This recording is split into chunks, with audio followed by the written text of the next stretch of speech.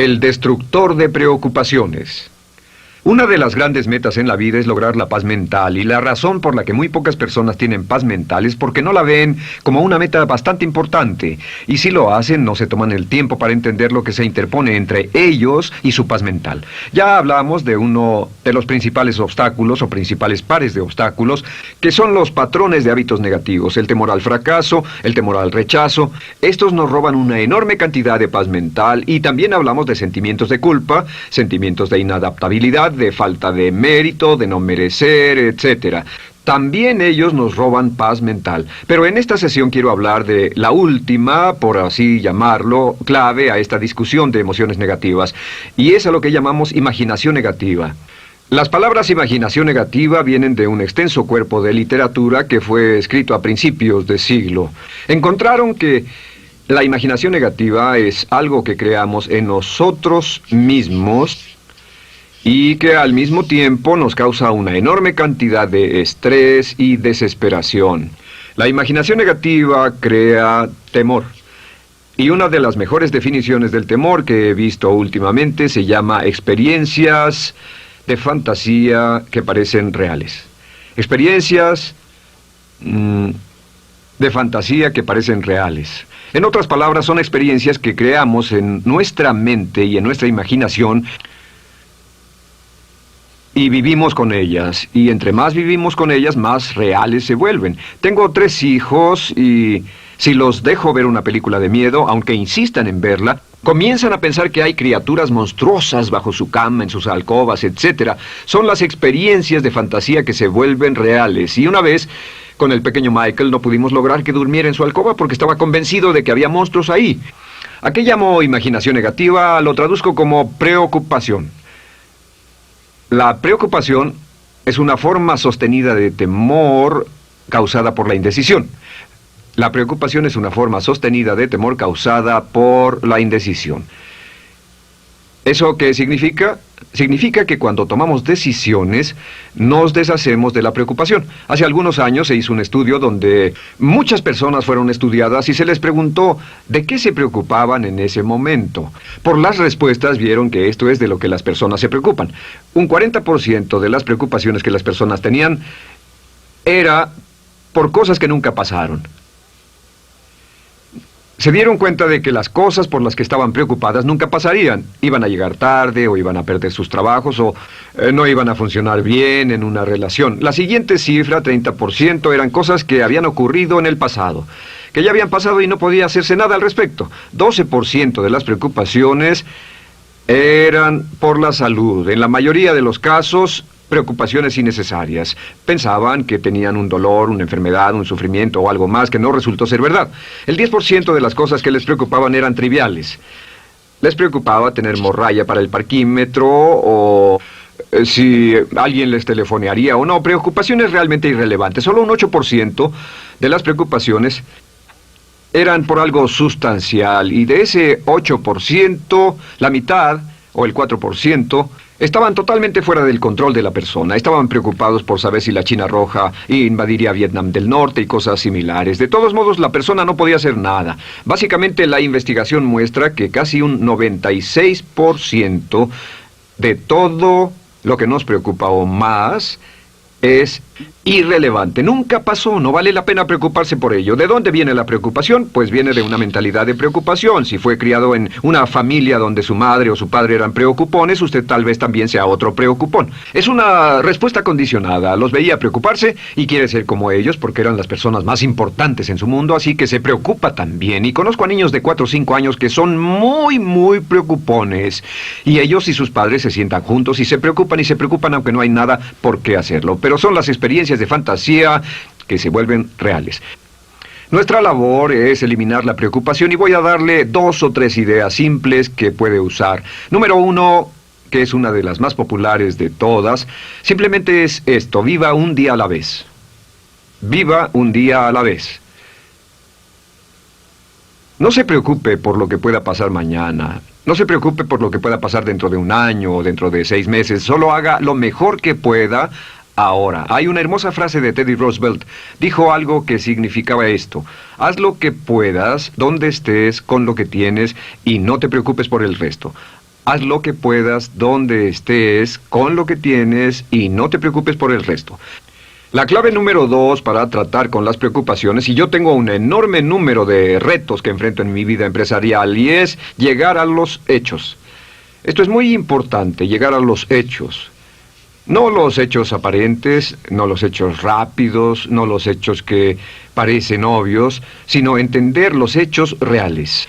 Tomar el tiempo para examinar una situación y descubrir cuál es la verdad real de la misma. He descubierto que la mayoría de las situaciones de preocupación se evaporan si hay suficientes hechos. Si oye que alguien ha hecho algo o no, si oye sobre un cambio en su negocio, en su vida personal o un cambio en una de sus relaciones, averigüe, llame a esa persona, descubra de la fuente correcta la respuesta y a menudo descubrirá que los hechos eliminan la preocupación.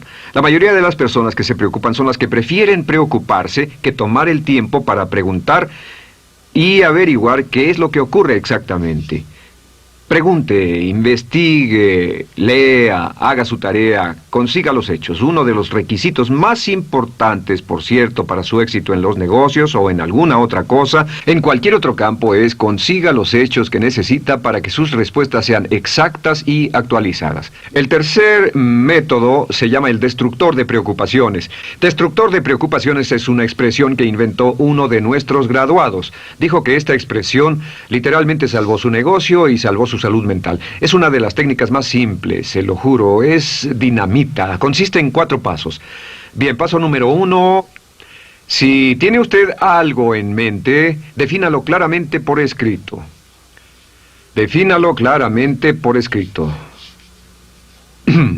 Siéntese, tome tiempo para escribirlo y dígase de qué estoy preocupado exactamente. Siéntese y escríbalo. Estoy preocupado por esto y describa la situación exactamente como la ve. En medicina dicen que un diagnóstico exacto equivale a un 50% de la cura. El diagnóstico exacto, definirlo claramente por escrito, es un 50% de la cura. Y un punto importante aquí es que a veces cuando parece tener un problema abrumador, tiene más de un problema, tiene una situación llamada enjambre. Tenemos 1, 2, 3, 4 problemas juntos. Si los define claramente por escrito, puede escribirlos 1, 2, 3, 4. Hay varios pequeños problemas juntos que le preocupan. A veces, si elimina usted una de esas dificultades, el resto se evapora. A veces un problema de un grupo de problemas es la clave y lo demás es irrelevante. Esté alerta a eso y defínalo por escrito. El número 2 es, una vez que lo defina claramente, esta es la clave, determine el peor desenlace posible. Determine el peor desenlace posible. En otras palabras, pregúntese, ¿cuál es la peor cosa que podría pasar como resultado de esa situación? Piénselo bien, si pasara lo peor que podría ser, determine el peor desenlace posible. Una cosa interesante pasa aquí. Descubrimos que en la preocupación no estamos preocupados ni estresados por un evento. El evento no nos preocupa. Lo que nos preocupa es la anticipación de ese evento y la resistencia que ponemos psicológicamente deseando, esperando, orando que no llegue ese evento.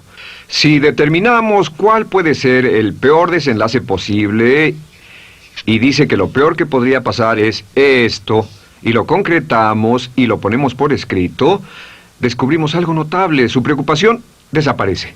Parece evaporarse en cuanto definimos el peor desenlace posible, y es que el estrés viene de no querer enfrentar lo que podría pasar. Hablaremos más tarde de esto, pero es el fenómeno psicológico de la negación. Lo negamos, no queremos enfrentarlo. Si tiene una inversión y la inversión cada día está peor, debe decirse a sí mismo qué es lo peor que podría pasar con esta inversión, y lo peor es que puede perderlo todo.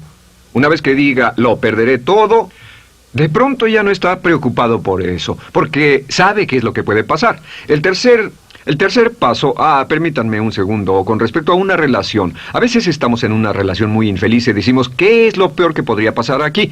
Lo peor que podría pasar es que pierda la relación. La relación desaparece. Debe preguntarse a sí mismo, ¿me matará eso?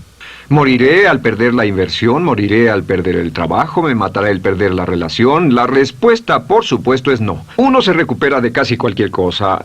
Y número 3, por cierto, hay muchas personas que tienen y presentan los signos de cáncer, pero no van con el doctor porque no quieren saber. El estrés de no saber, de hecho, exaspera el curso de la enfermedad y finalmente, cuando tienen que ir al doctor, ha llegado tan lejos que el doctor no puede salvarlos. Pero el estrés de no enfrentar la posibilidad los mantiene alejados de un doctor en el momento en que éste podría ayudarlos. Número 3, prepárese a aceptar lo peor en caso de que ocurra.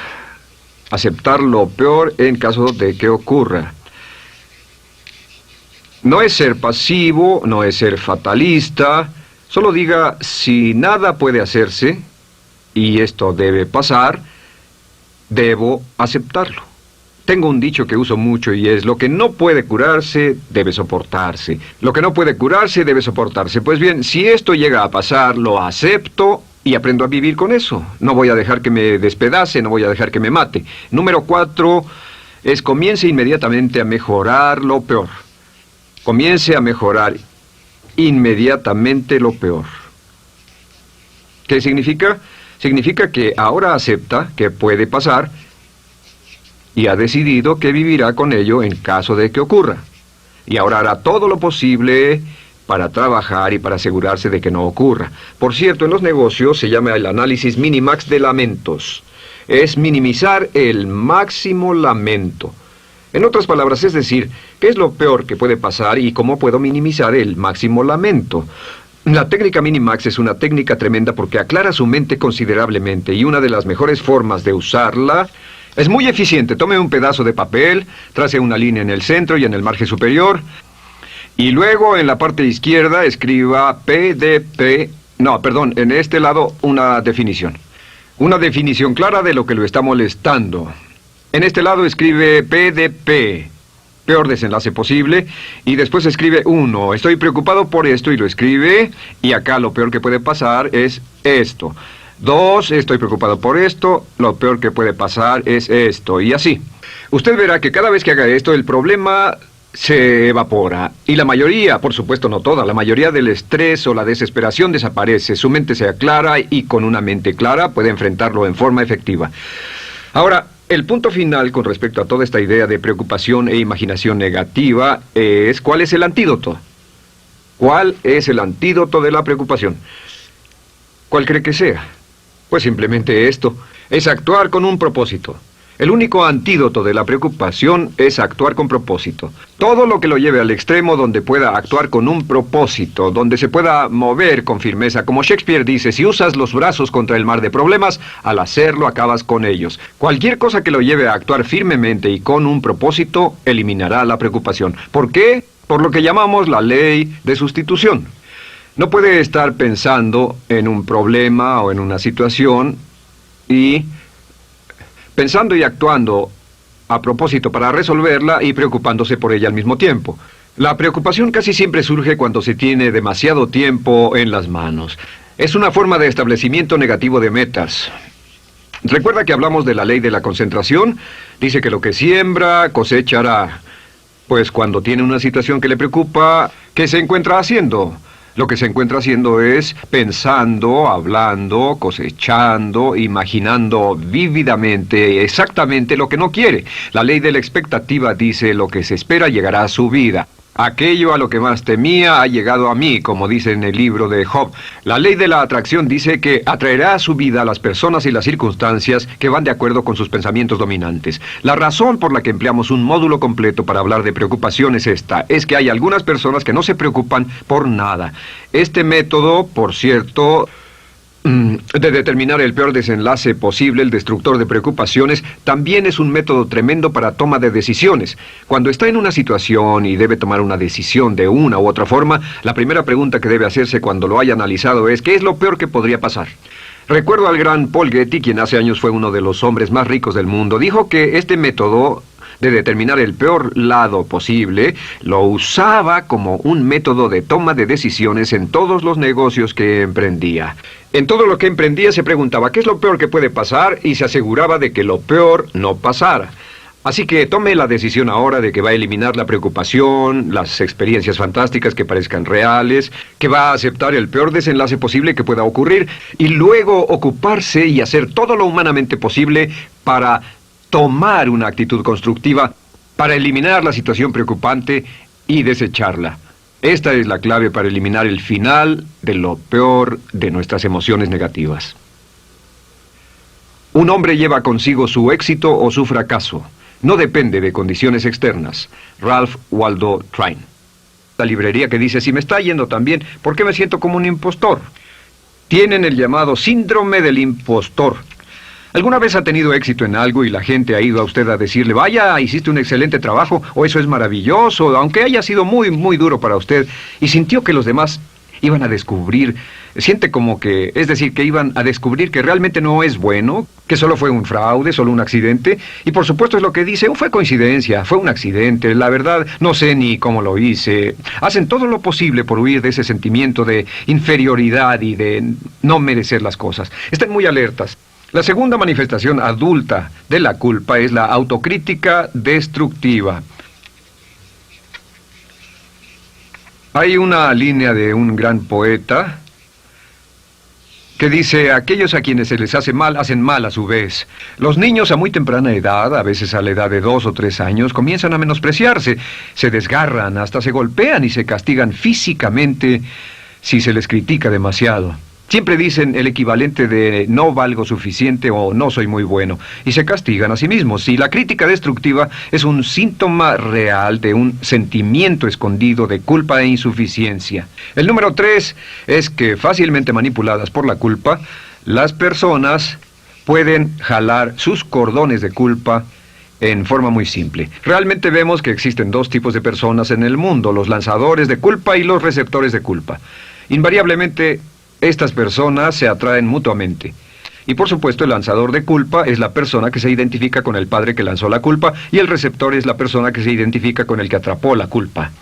Pero los lanzadores y los receptores de culpa se unen, se equilibran perfectamente, se establecen y forman una nueva generación de lanzadores y receptores de culpa.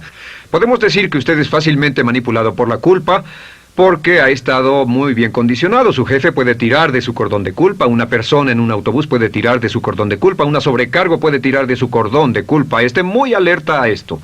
La cuarta manifestación de culpa es que usted la usa. Usa la culpa y culpa a otro generosamente. ¿Por qué?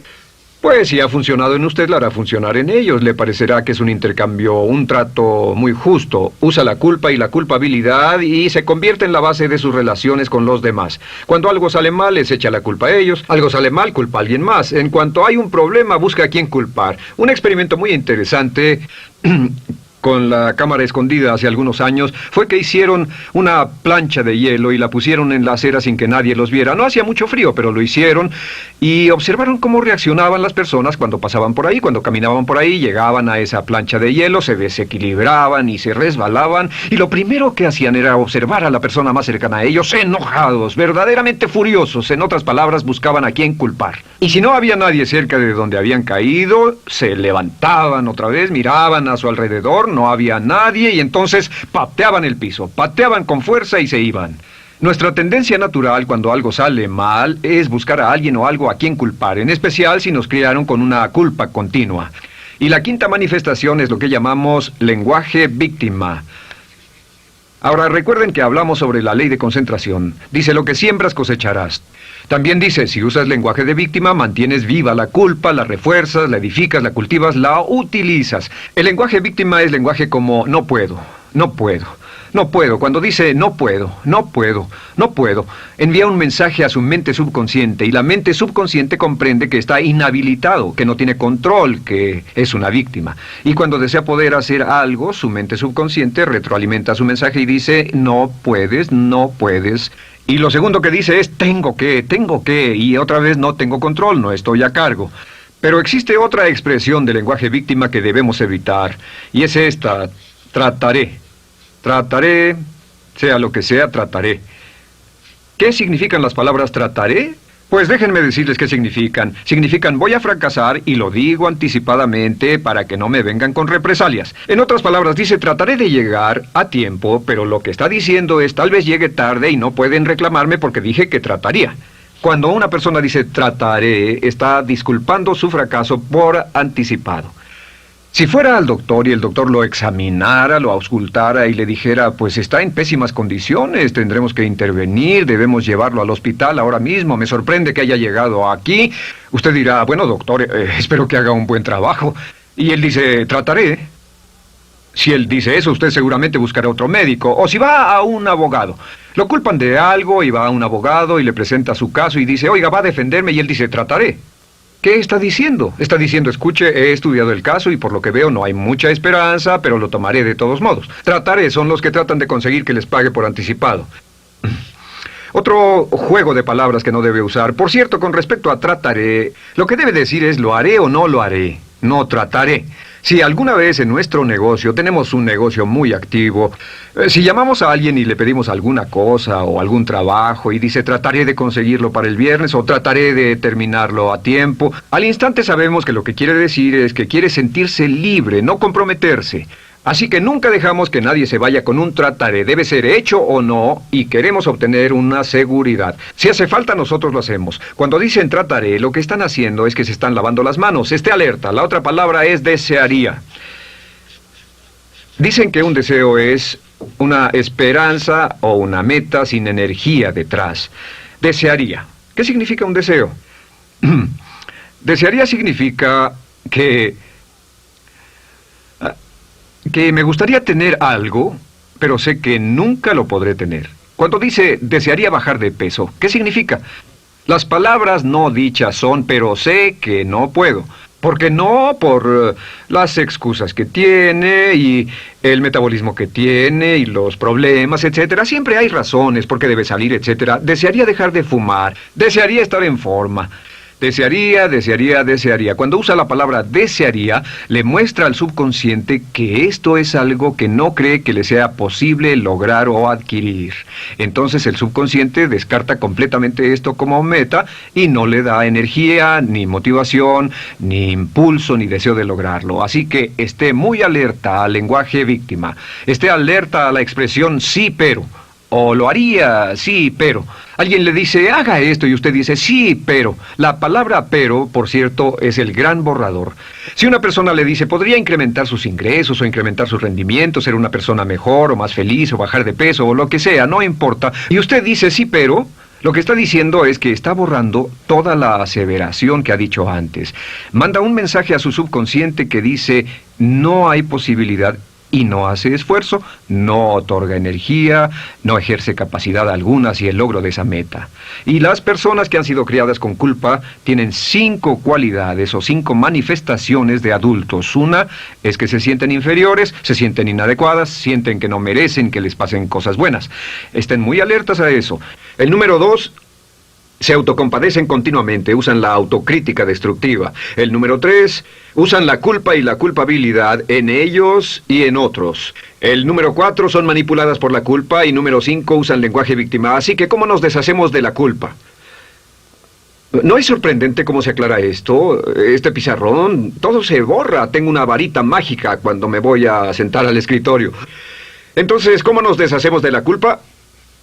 Para deshacerse de la culpa...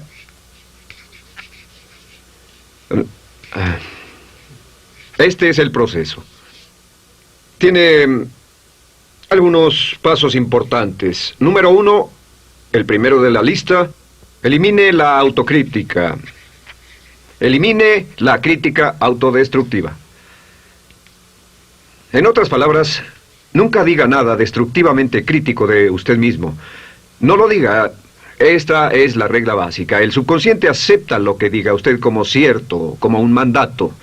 Así que no diga nada de sí mismo que no desee sinceramente que sea cierto.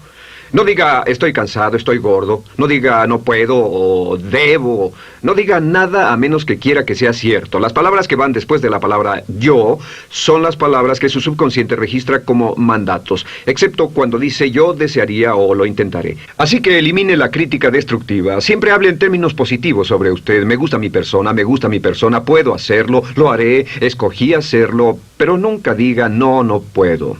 Número 2 es... no dejarse manejar por la culpa. Rehúse ser manejado por la culpa. Porque Cada vez que le permita a alguien que lo manipule por la culpa, ¿sabe qué pasa? Refuerza y hace más poderoso el efecto de la influencia de la culpa en su vida. Cuando yo crecí, debo decir que yo crecí en una familia que estaba muy influenciada por la religión negativa. Realmente mi madre, Dios la bendiga, tenía un cinturón negro en el pecado e hizo un trabajo verdaderamente soberbio en ello. Y yo tardé en sobreponerme. Cuando me casé con Bárbara, ella también venía del mismo tipo de familia y recapacitamos. Hay una hermosa respuesta cuando uno de los dos caía de nuevo en los viejos patrones. Decía, no tratas de hacerme sentir culpable, ¿o sí? No tratas de hacerme sentir culpable, ¿o sí? Solo diga, no tratas de hacerme sentir culpable, ¿o sí? Y no deje que las personas lo manipulen usando la culpa. El número 3, no use la culpa o la culpabilidad y anuncie que no va a usarla. No la use en otras personas y permita que sus hijos o su cónyuge digan lo mismo. No tratas de hacerme sentir culpable, ¿o sí? Repítalo una y otra vez. Y si la otra persona le dice, eso es lo que trato, contéstele, no va a funcionar. Y no funcionará. Es que la culpa solo funciona mientras usted no sepa que está siendo usada en usted. El número 4 es lo que llamamos la ley del perdón. Es la más importante de todas. Realmente es el centro, es el meollo de toda esta sesión. La ley del perdón simplemente dice que usted está sano mentalmente hasta el grado en que pueda perdonar libremente y olvidar las ofensas. Que su habilidad para perdonar a los demás es la clave que determina su felicidad y su éxito en la vida. Su habilidad para perdonar a los demás es la única forma de eliminar la culpa. Su disponibilidad para perdonar a los demás y olvidar ofensas es el determinante más importante de si usted está o no totalmente integrado y es un adulto que funciona como ser humano. Porque la tendencia de culpar y de guardar rencores es una tendencia patológica infantil que la poseen todas las personas que están enfermas mentalmente. La habilidad para olvidar, para perdonar libremente, es la marca del ser humano realmente iluminado. Ahora, acepte eso como real. Hay 4 personas a las que debe perdonar. Número 1, perdone a sus padres. Perdone a sus padres por todo lo que le hayan hecho para herirlo. La mayoría de nuestras investigaciones muestran que casi todos nuestros problemas como adultos se remontan a no estar dispuestos o no poder perdonar a nuestros padres por algo que hicieron que nos hirió. Perdónelos un 100%, escríbales, llámeles por teléfono, dígales, o cuando menos perdónelos en su corazón, pero perdone a sus padres. Número 2, perdone a los otros. Perdone a todos los demás. Perdone a todos los que lo hayan herido de algún modo, por cualquier cosa, y déjelo así. Ahora, hay muchos que dicen no puedo perdonar a esa persona por lo terrible que me hizo. Pero recuerde esto, el perdón es perfectamente egoísta. El perdón no tiene nada que ver con la otra persona, solo tiene que ver con su paz mental y con su propia integridad mental. Número 3, perdónese a sí mismo. Perdónese por todas las cosas débiles, tontas, insensatas y estúpidas que haya hecho, porque todas las personas han hecho cosas tontas, insensatas, estúpidas y ridículas, pero perdónese en un 100%. Y finalmente, la última parte de esto, si ha hecho algo que hirió a alguna persona, vaya a disculparse. Es sorprendente el hecho de vidas que se arruinan año tras año por personas que no tienen la fortaleza intestinal, las agallas y el valor para decir lo lamento. Una de las cosas más importantes es desarrollar carácter hasta el grado en el cual hacemos las cosas que son muy difíciles para nosotros, hasta el grado en el cual hacemos las cosas que sabemos que están bien, aunque sean difíciles, en especial cuando son difíciles emocionalmente. Y la clave para deshacerse de la culpa, la clave para ser una persona total y completamente positiva, es perdonar a los demás. Perdone a las personas con quienes ha sostenido una relación. Perdone a sus jefes anteriores. Perdone a los amigos que lo han herido. Perdone las inversiones que estuvieron equivocadas. Perdone a los jefes que lo despidieron. Perdone a sus padres. Perdone a todo el mundo. Desarrolle una actitud hacia la vida con la que rehúsa guardarle rencor a los demás. Solo repita una y otra vez, los perdono a él o a ella por todo. Los perdono por todo. Los perdono por todo. Y eso es todo. La clave para librarse de las emociones negativas es rehusarse totalmente a continuar con cualquier situación negativa. No olvide que es un acto muy egoísta y será tan egoísta como usted quiera. El acto del perdón lo libera y libera a la otra persona y le garantiza que se moverá rápidamente hacia el cumplimiento de su potencial. Para tener éxito, una mujer debe ser mejor en su trabajo que un hombre. Golda, probable será que logre que las personas a su alrededor lo quieran, lo acepten, lo respeten, se respeten.